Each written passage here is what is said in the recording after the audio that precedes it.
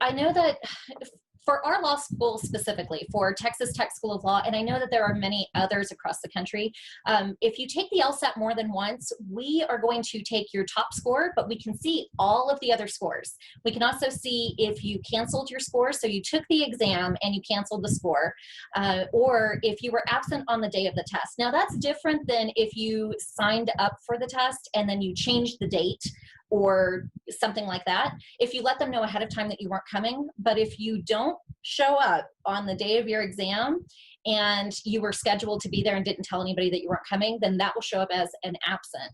So we can see all of those. We can see how many times you've taken them. Again, we're gonna take your top score. So we can see if you're actually going up, if you're improving, which is fantastic.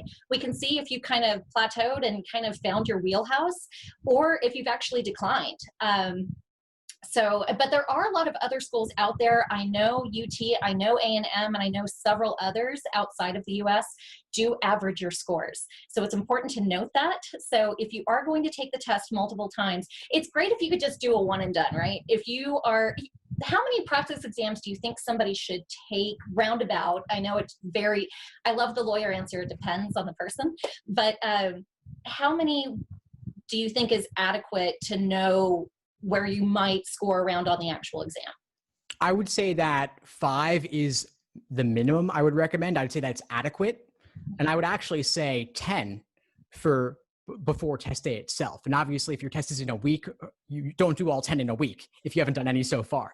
But 10 would be ideal. And if you're taking it in June, you could do about 2 per week between now and then, especially with Flex, 3-section exams. It's easier to do 3-section exams than it is to do 5-section exams. So you could theoretically do more 3-section exams, but ideally 10. And that's interesting that you say a couple of Texas schools average, because the vast majority of schools, my understanding is that they do not average, the vast majority in general in the US.